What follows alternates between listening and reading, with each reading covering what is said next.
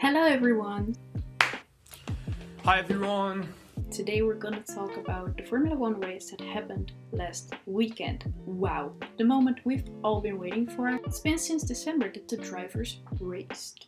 So we were all waiting for this moment, and what a race. So much happened. 9 DNFs. I don't remember seeing that before. It almost gave Williams a point. First Latifi's race, imagine.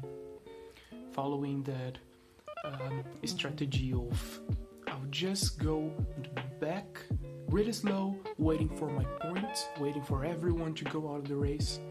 Almost worked. It was crazy. Sorry if you see a fly coming into the picture because... Yeah, okay. Max Verstappen, me as a Dutch person, that already broke my heart. He stopped. He had an electrical issue. I still don't know exactly what happened, but it was such a shame. And when Albon spun, I almost wanted to switch off the TV. And have you noticed that whenever Hamilton have a problem with Albon spinning him, he gets a 5-second penalty that will put McLaren on the podium, and it's never a normal podium.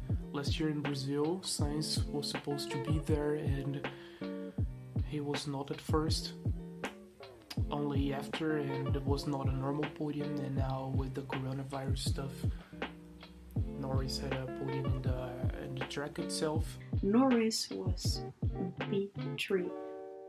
Amazing. This guy deserves it so much. It's his first podium.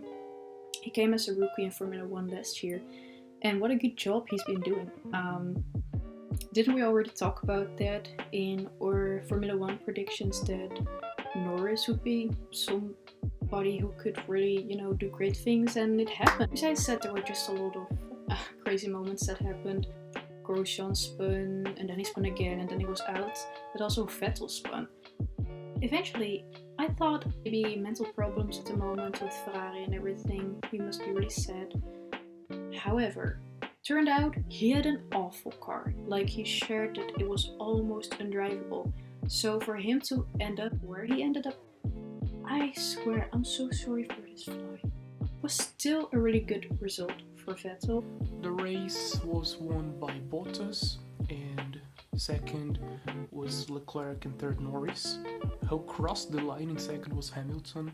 Indeed, but because of the penalty he got, he ended up in P4. Then we have Carlos Sainz, Sergio Perez, who by the way also got a 5-second penalty, Pierre Gasly, Esteban Ocon, Antonio Giovinazzi, Sebastian Vettel, and Nicolas Latifi, who just didn't get a point. But at least he made it until the end, right? And then we have all the drivers who had to retire their car. Daniel Kvyat, Alexander Albon, Kimi Raikkonen, George Russell, Romain Grosjean, Kevin Magnussen, Lance Stroll, Daniel Ricciardo, and Max Verstappen.